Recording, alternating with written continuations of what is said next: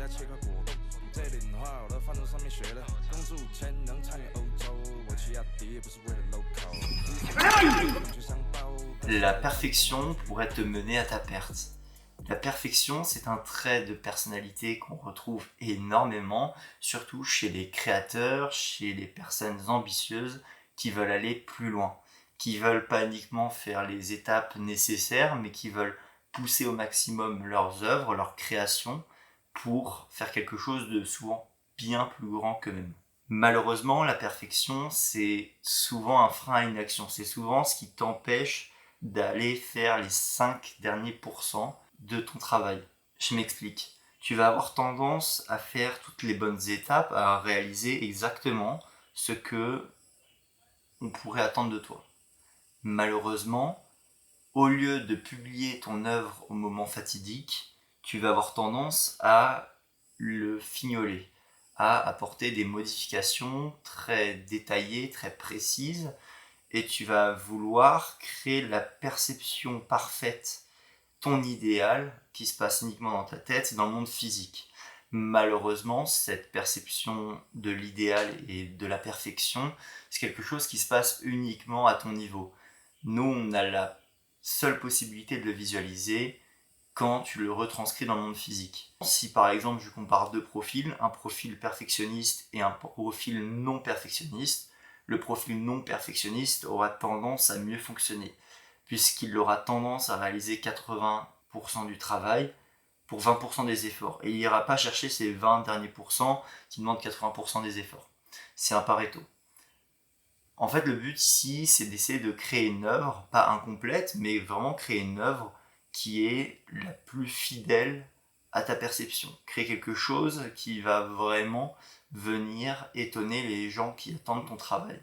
Que ça soit ton employeur, que ça soit tes collaborateurs, que ça soit tes associés, ou bien même les gens qui vont regarder ton œuvre à l'extérieur, des clients, des abonnés et autres. Et eux, ce qui les intéresse, c'est le travail final. Ce n'est pas la perception parfaite que tu as dans ta tête.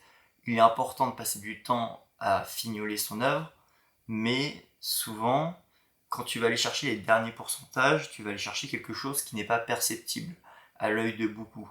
Et en allant chercher ces derniers petits pourcentages, tu peux perdre beaucoup de temps. Et aussi, c'est vraiment un moyen assez simple de se trouver une excuse pour passer dans l'inaction. Par exemple, pour les vidéos YouTube ou pour la création de contenu, tu vas peut-être avoir tendance à attendre le moment où la vidéo sera parfaite, où il y aura le meilleur montage avec la meilleure vidéo. Probablement que ce moment prendra du temps à arriver ou n'arrivera pas. Et la vidéo finira sur un disque dur ou finira par être publiée très longtemps après le commencement du montage, par exemple. Le perfectionnisme, c'est un trait de personnalité que l'on retrouve assez souvent, surtout chez les grandes personnes. Par exemple, quand tu regardes les peintres impressionnistes de l'époque, tu vas retrouver certaines œuvres qui ne devaient pas être publiées, mais qui ont quand même vu le jour. C'est le cas, par exemple, de La Nuit étoilée de Van Gogh, ce tableau qui aujourd'hui est d'une valeur inestimable et qui est surtout l'un des plus beaux tableaux au monde. C'est un tableau que Van Gogh a lui-même critiqué et a hésité à publier, et c'est ce qu'on voit dans la lettre qu'il a écrite à Théo, son frère. Idem, Claude Monet, il a détruit énormément de ses propres œuvres, dont une partie de la collection des Nymphéas, donc la collection la plus connue qu'il a pu publier, et du coup il a lui-même saboté certaines de ses œuvres qu'il estimait pas parfaites. C'est en partie ce qui fait sa renommée, d'avoir été aller chercher voilà, les ombres parfaites, aller chercher la bonne luminosité, etc. Malheureusement, beaucoup de ses œuvres ont quand même été publiées parce qu'il avait des problèmes financiers. Il avait besoin quand même de publier des tableaux, enfin en tout cas de les mettre en vente s'il souhaitait vivre sa vie. Et ces deux peintres très connus, ils n'auraient jamais eu autant de succès, ils n'auraient jamais vraiment existé s'ils n'avaient pas publié malgré les freins qu'ils avaient, malgré le fait qu'ils ne trouvaient pas leurs œuvres magnifiques et parfaites. Aujourd'hui, on voit très bien que ces tableaux sont des tableaux de valeur inestimable, qui sont considérés comme les meilleurs au monde, et c'est peut-être pareil pour ton travail.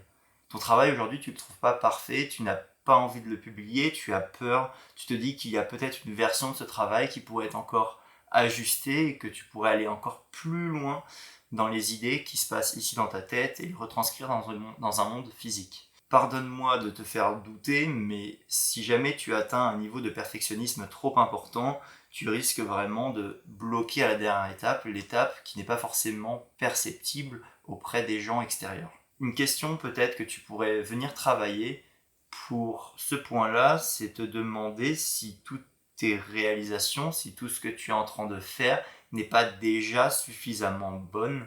Est-ce que ça serait pas l'occasion maintenant de venir partager au monde toute la valeur que tu as pu créer de ton côté et te lancer dans le partage, te lancer dans la publication, au lieu de rester dans une sorte de position confortable où tu attends ton perfectionnisme avant de vouloir proposer une valeur ou proposer un élément à la société. Essaye vraiment d'identifier ce perfectionnisme un peu pernicieux que tu vas avoir dans ton quotidien et peut-être que ça t'aidera à passer à l'action et à comprendre que certaines de tes œuvres existent déjà, tu as déjà fait le travail, tu as déjà fourni tout ce qui est nécessaire et il te manque cette dernière étape. Aussi, parfois, c'est l'inaction, c'est-à-dire que tu vas avoir même pas 95% de l'œuvre réalisée, c'est juste que tu ne vas même pas te lancer dans ce que tu as envie de faire parce que tu pars du principe que tu n'arriveras pas à retranscrire parfaitement l'idée que tu as en tête. Et ça, c'est presque pire, c'est-à-dire que tu ne donnes même pas l'occasion, la chance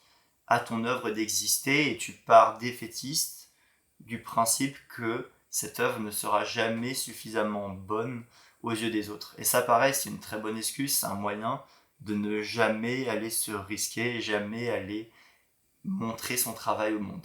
Le travail parfait n'existe pas. Quelqu'un qui a mis cela de côté, qui a pris son courage à deux mains de partager quelque chose qu'il n'estimait pas parfait est peut-être en train de prendre ta place puisque lui, il ose, il va de l'avant et il n'attend pas d'aller chercher une chimère. Le perfectionnisme, c'est vraiment un outil qui est très puissant. Dans mes vidéos, j'essaie quand même d'aller chercher, par exemple, une certaine qualité, d'aller chercher quelque chose qui me distingue peut-être de ce que l'on peut retrouver sur Internet. Mais en revanche, je ne vais plus chercher cette perfection, je ne vais plus chercher ces 5 derniers pourcentages qui ne sont même pas visibles auprès de l'audience. Parce que ce n'est pas ça qui intéresse l'audience. L'audience veut voir du contenu, veut aller chercher de la valeur, veut pouvoir regarder de la ressource. Elle n'est pas intéressée par ce détail qui est uniquement important à tes yeux. Voilà, je te remercie, t'as pas besoin d'une autre vidéo. Je pense que ce point du perfectionnisme, on le retrouve énormément. C'est un peu le cliché à l'époque de dire dans les entretiens que notre défaut était le perfectionnisme, mais je pense qu'il est un peu présent au niveau de chacun. C'est plus une histoire de curseur après. À quel point tu as exacerbé ce trait. Sache que si tu as réellement envie de réaliser des choses et de faire découvrir ton travail au monde, il faut désormais que tu débloques ce verrou. Sur ce, je te remercie et je te souhaite une très belle journée.